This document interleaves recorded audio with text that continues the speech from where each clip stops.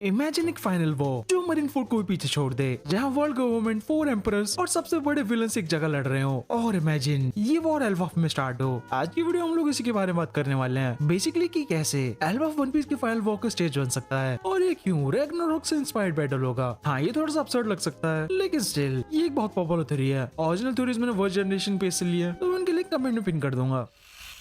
Elbaf को land of war के name से जाना जाता है। ये एक ऐसी जगह है जो एपिक बैटल्स और वॉरियर्स का बर्थ प्लेस है, और ये जगह रैग्नारोक मतलब एक Norse mythological world ending battle से इंस्पायर्ड है। हाँ, रैग्नारोक को वर्ल्ड एंडिंग बैटल के लिए प्रोफेसिड किया गया था। सो बेसिकली एल्बाफ एक बहुत बड़ा बैटलफील्ड बनने वाला है। लेकिन ये सब होगा क्यों? एगेड आइलैंड की वजह से। देखो, एगेड आर्क में जायंट्स ने ओपनली लूफी का साइड लिया था एंड उसके साथ वर्ल्ड गवर्नमेंट के अगेंस्ट फाइट भी की थी। मतलब उन्होंने काइंड अपनी लॉयल्टी डिक्लेयर कर दी थी लूफी के लिए। सो इसी रीजन की वजह से जब जायंट्स लूफी का साइड ले रहे थे, तब सैड ने उनको ये वार्निंग दी थी कि अगर तुम लूफी के साथ हो तो तुम्हें भी हिस्ट्री से मिटा दी जाएगा इसके साथ। हाँ, जैसे कि हम लोग को पता है एगेड आइलैंड पर जायंट्स ने वर्ल्ड गवर्नमेंट को हराने के लिए क्रूशियल रोल प्ले किया था। तो हो सकता है कि अब वर्ल्ड गवर्नमेंट उनके अगेंस्ट रिटेलिएट करने की सोच रहे हो। वैसे इसका एक मेन रीजन ये लोग भी हो सकते हैं। आई मीन जस्ट सोचो, अभी एल्बाफ में रॉबिन, सोल और वेगापंक जैसे पावरफुल फिगर्स हैं एंड इन तीनों के पास ऐसी नॉलेज है जो वर्ल्ड गवर्नमेंट के लिए खतरा बन सकती है। स्पेशली रिसेंटली कॉज जो ओहारा की सारी बुक्स थी वो अब एल्बाफ की लाइब्रेरी में है। हाँ, ओहारा की सारी नॉलेज अब एल्बाफ के पास है, जो वर्ल्ड गवर्नमेंट की हिस्ट्री कंट्रोल के लिए एक बड़ा खतरा बन चुकी है। सो इसी वजह से एल्बाफ वर्ल्ड गवर्नमेंट का नेक्स्ट मेजर टारगेट हो सकता है। एंड एज अ पनिशमेंट ऐसा हो सकता है कि वर्ल्ड गवर्नमेंट एल्बाफ पर अपना नेटिव हंटिंग कंपटीशन ऑर्गेनाइज कराएं, जो 38 इयर्स पुराने गॉड वैली की इवेंट को मिरर करेगा। हाँ, रूमर्स के हिसाब से ये कंपटीशन हर 3 साल में होता है और may be next one Elbaf में हो सकता है, just like the God valley incident. And may be इसी वजह से रिसेंटली वर्ल्ड गवर्नमेंट ने 2 होली नाइट्स को भेजा है एल्बाफ में। अब ये क्लियर तो नहीं है, बट इसमें से एक है फ्रिगल एंड शैंक्स, मे बी ये शैंक्स को ट्विन है, एंड सेकंड एक अननेम्ड होली नाइट। सो अगर ये सच है तो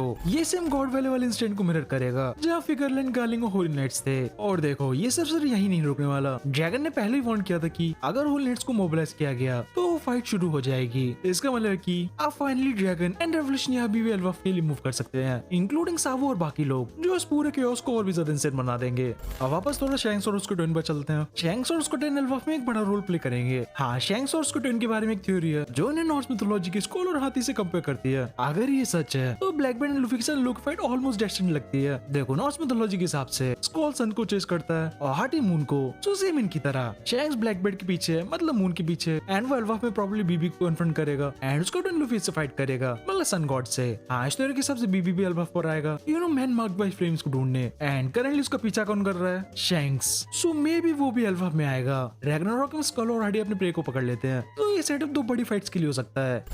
अब बात करते हैं फेनरी की, जो स्कॉलर हार्टी के फादर थे। इनके बारे में नॉर्स मिथोलॉजी में बोला गया है कि इन्होंने स्कॉलर हार्टी को असिस्ट किया था वर्ल्ड को जलाने में। सो अगर स्कॉलर हार्टी थ्योरी के हिसाब से शैंक्स और उसका भाई है, तो फेनरी कौन है इसमें? ऑब्वियसली फिगरलैंड गार्लिंग, जो प्रोबेबली शैंक्स और उसके ट्विन का फादर होगा। मे बी गार्लिंग भी एल्बाफ में आएगा शायद की जॉब को फिनिश करने के लिए, मतलब वेगापंक को किल करने के लिए। जैसे कि हम लोग को ऑलरेडी पता है सैड नेगेट पर वेगापंक को किल करने आया था, लेकिन वो उसमें फेल हो गया। सो मे बी अब इसके मिशन को गार्लिंग पूरा करेगा। एंड देखो, जब हम लोग रैग्नारोक की बात करें तो लोकी का नाम कैसे भूल सकते हैं। देखो, रैग्नारोक के हिसाब से लोकी ने भी अपने बॉन्ड्स को तोड़कर बैटल को ज्वाइन किया था, और तुम्हें यहाँ पर याद होगा लूफी ने पहले लोकी के साथ एक डील करी थी, यू नो, उसको फ्री करने की। सो इस बैटल को ऑब्वियसली लोकी भी ज्वाइन करेगा। एंड फाइनली जिसका हम लोग बहुत टाइम से वेट कर रहे हैं, फ्लीट एडमिरल अकाइनू, ये भी एल्बाफ में जा सकता है गोरोसी को एस्कॉर्ट करने, मतलब गार्लिंग को, जैसे कि ज़ारू सैटर्न को लेकर आया था। अगेन ये थोड़ा सा वाइल्ड हेड कैनन है, लेकिन इम्पॉसिबल नहीं है आई गेस। देखो, रैग्नारोक में छोटे पूरे हाथ पे फायर फैला देता है, सेम इसी की तरह अकाइनू की मैग्मा एबिलिटीज इसके लिए परफेक्ट मिरर बन सकती है। फ्लीट एडमिरल होने के नाते उसका रोल इस वॉर में और भी ज्यादा डिस्ट्रक्टिव हो सकता है। एंड इसी क्योस में अकाइनू में भी आओकेजी और ड्रैगन के साथ फाइट करे। यूबर इस एल्बाफ में बगी भी आ सकता है, यू नो, जैसे कि वो मरीन फोर्ड के टाइम पर आया था। शायद वो अपनी मर्जी से ना आए, लेकिन वॉर शुरू होने के बाद वो जरूर इन्वॉल्व हो जाएगा, यू नो, क्रोकोडाइल एंड मियोक की वजह से। जैसे मरीन फोर्ड में मेजर प्लेयर्स इन्वॉल्व थे, वैसे ही एल्बाफ के फाइनल वॉर में सब लोग आ जाएंगे। एंड ये वॉर मरीन फोर्ड के मेजर एलिमेंट्स को पैरेलल कर सकता है। तो इन कंक्लूजन वन पीस का फाइनल वॉर शुरू हो सकता है एल्बाफ में, the birth place of war, and एक वॉर जो रैग्नारोक से इंस्पायर्ड होगा, मरीन फोर्ड जैसे क्योस लेकर आएगा और गॉड वैली इंसिडेंट को पैरेलल करेगा। हाँ, ये बहुत ज्यादा एग्जैजरेटेड है, लेकिन ऐसा पॉसिबल है। Cause remember, हम लोग फाइनल सागा में आ चुके हैं।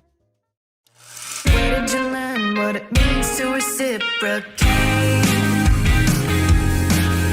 And how much can I be expected to tolerate?